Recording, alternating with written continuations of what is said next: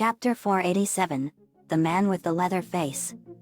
Part 1, Finding Lost Triplets. It starts in my room. I am looking up some stuff on my computer. Something is really strange about this. To the viewers, oh, I'm sure you are all wondering why I'm on my computer. Well, for you to know, we have to go back to earlier this morning. French narrator, French accent, 12 hours earlier. Me, narrating. We were just having fun with our stuff as usual. I was looking at a family photo of the Loud family. Past me, boy Lincoln, you guys were really happy before we came here. Past Lincoln, yet. My family is the greatest and I wouldn't give it up for the world. Past me, you said it, buddy. And now we are one of the most powerful forces in the entire universe. Hey? I noticed that there was another picture underneath the current picture. Past me, What's this? Lincoln, can I borrow this picture for a bit? Past Lincoln, sure JD. I take the picture to my room and take it out.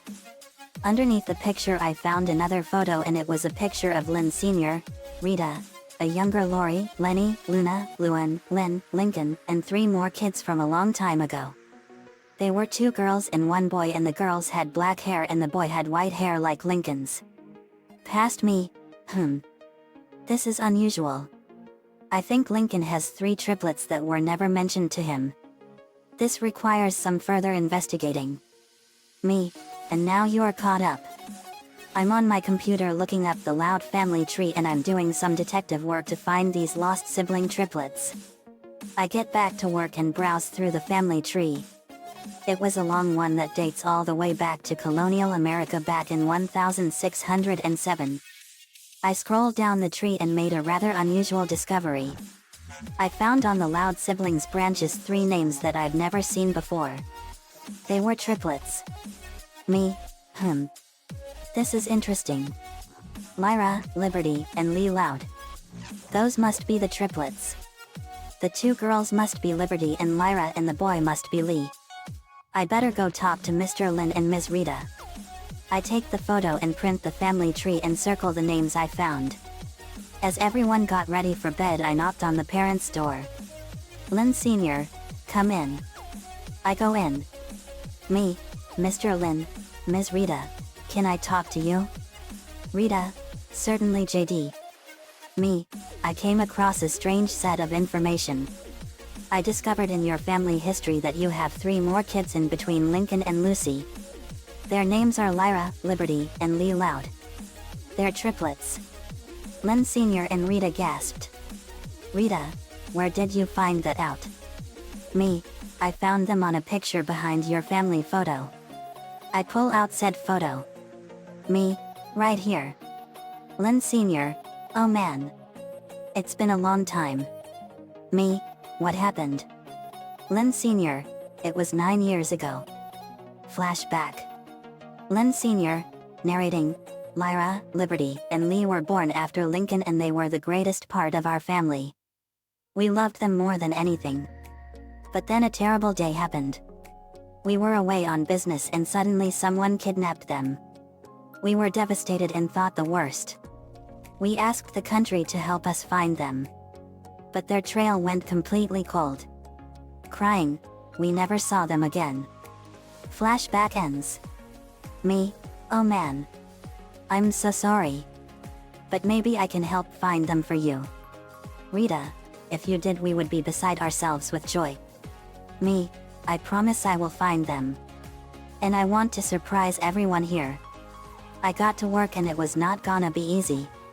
I had a very sophisticated system that was used to find them. I scanned the photos of the triplets and it was searching the planet through a satellite in orbit above the planet. It took 2 hours, but it found them. All the way over in Alaska. Me, Alaska? Let's see. It traced them all the way to the city of North Pole, Alaska. Me, North Pole, Alaska. That's inside the Arctic Circle. Hold on, triplets. Your savior is coming. I fly out to North Pole, Alaska. It was blistering cold. Whiteout blizzards were all over the place and the temperature was minus 60 degrees Fahrenheit.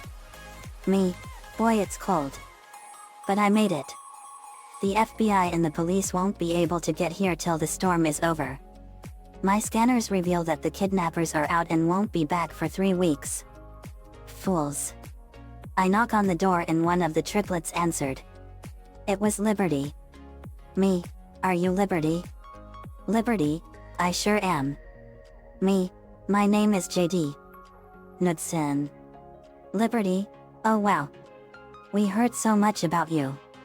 Come on in. Me, sure. It's cold out here. I go in and it was a normal house and more. I gather them into the living room and reveal what happened. They were shocked and more. Lyra, so we were kidnapped from our real father 9 years ago? From Michigan? Me, that's right Lyra. I came to rescue you three. Lee, I want to go home. Lyra, me too. Liberty, same here. Me, alright. Go pack your stuff and get ready. Lyra, okay. They did so and their stuff was all packed. Me, okay. Here we go. Liberty, I left a note to our kidnappers. Me, great. Hang on tight to me. We beam over to Michigan. We arrived back in Gotham Royal York and we were in front of the estate. We go in and found everyone doing their normal stuff. They were playing board games, watching TV, reading books, and playing card games. Me, guys I have some awesome news for you all. Lincoln, what's up JD? Me, well Lincoln I found 3 more members of your family that were kidnapped by 2 people from Alaska. You might know these faces. I stand aside and Lori, Lenny, Luna, Luan, Lynn, and Lincoln gasped in shock. Lori, oh my gosh. Lyra, Liberty, Lee? Is that literally you? Lenny, like, I don't believe it. Luna, dudes. You're all okay. They went over to them and hugged them. Lyra, Lori. Big sis we missed you. Lori, crying, we missed you too. Luna, we missed you dudes. Lee, I missed you too Luna. Luan, Liberty we thought you were gone forever. Liberty, I know Luan. I missed you so much. Lynn, guys it's been so long. Lynn Sr., what's going? Gasp. Lyra, Liberty, Lee. Lee, Liberty, and Lee, Daddy. They hugged him for the first time in 9 years. Lynn Sr., crying, my babies are all grown up. Everyone was reunited with them. They had a lot of catching up to do with everyone. Lyra, Liberty, and Lee's kidnappers were arrested by the FBI and were sentenced to life in prison without parole for 75 years. Part 2, Wrath of Leatherface.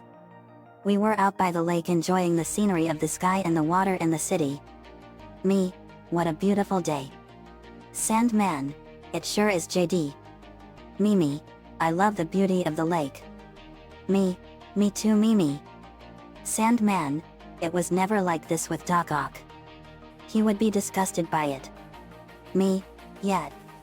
Freak. Mimi, you know Flint you should convince Shocker and Rhino to leave him when you see them again. Sandman, I should. I'll keep that in mind. Palman, also Mimi has a great singing voice. Ty, I remember that. She sure does. Sandman, I heard her sing at one time and she has a magnificent voice. Mimi, oh thank you all. Me, you're welcome. My watch starts beeping and it picks up a disturbance over in the Rocky Deserts near Galveston, Texas. It showed that the place is being terrorized by the evil psycho butcher serial killer Leatherface. Me, oh man. Leatherface. Lori, Leatherface? Like from the Texas Chainsaw Massacre movies? Me, the very same one. Lincoln, why is he called Leatherface? Me, I'll show you. We go to the computer and look him up and it revealed who he is. Me, his name is Jedediah Sawyer. He wears a mask over his face because he had some facial deformities and he was made fun of it because of them. So he made a mask out of leather and likes to call himself Leatherface. He works as a butcher in Texas and is also one of the most brutal serial killers in the country. He hasn't killed as many people as Jason Voorhees has, but he is extremely ruthless. Sandman, looks like we have to kill him. Me, Yap. Nico, Nicole, Flint, Mimi, Palman, Penny, Luan, Eddie, you all come with me. We're going to make sure he never terrorizes Texas again. Eddie, you got it. JD. Me, let's go. We set out for Texas. We arrived in a desert outside of Galveston, Texas. We saw a meat storage house and we go in. It was dark and scary. Mimi, it's really dark in here.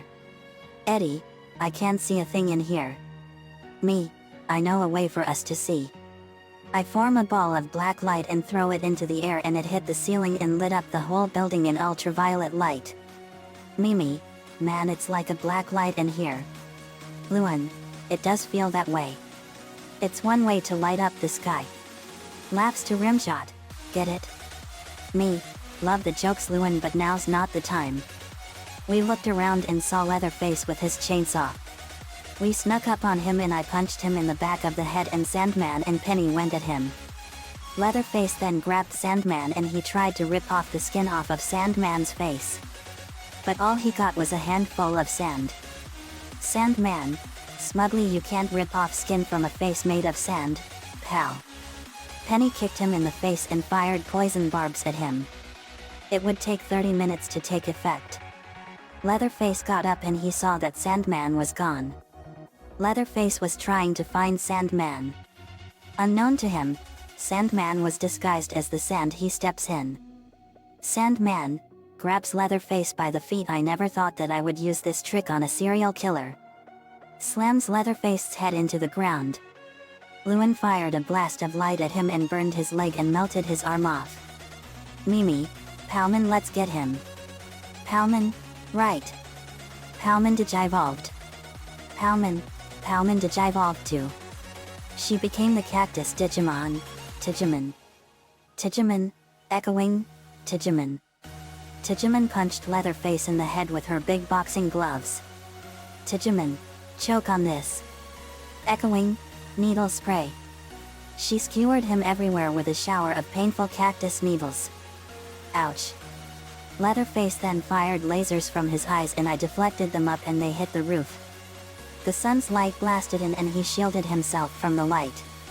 Digimon, let's use our combo. Sandman.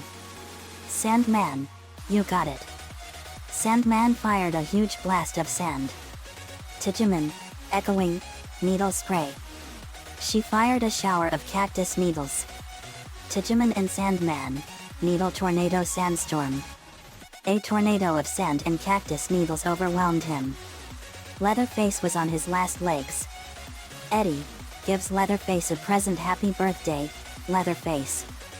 Leatherface opened the present but all he saw was a bomb. Eddie presses a detonator. Boom. Bomb explodes in Leatherface's face. Kaboom. Leatherface was blown to pieces in a fiery explosion. Something landed by my feet. It was the pig talisman. Me, the pig talisman. It gave him heat vision. Lense, what? Luan, he was bad. Helens. Nico, but that takes care of him. Leatherface's spirit appeared. Nicole, you will never make meat out of anyone ever again. Chance an incantation, Aldroan in Lanthranal Vazalun Lyris Nor. His evil spirit went into the book of vile darkness. Me, well, we have 9 out of 12 talismans. Eddie, we sure do. Nico, let's head home, guys. We did so. The end. Another fanfiction complete. Leatherface was the most brutal killer of them all in the movies of the Texas Chainsaw Massacre. It was first made back in 1974 and it was a very popular franchise for 44 years. It also became a huge iconic series for Halloween. It was done out of inspiration based on the crimes and rampage of the murderous psychotic killer Ed Gein. Nico-chan11 gave me the ideas for this one. Thanks for that, man, as usual. I got the idea for the lost siblings out of the blue. I read all kinds of fanfics about Lincoln's lost siblings that they never found, so I figured why not give him a biological long-lost brother. Next up is the ruthless monster from the popular movie The Blair Witch Project. Let me know what you all think. See you all next time. Texas Chainsaw Massacre franchise is owned by Tobe Hooper and Bryanston Pictures.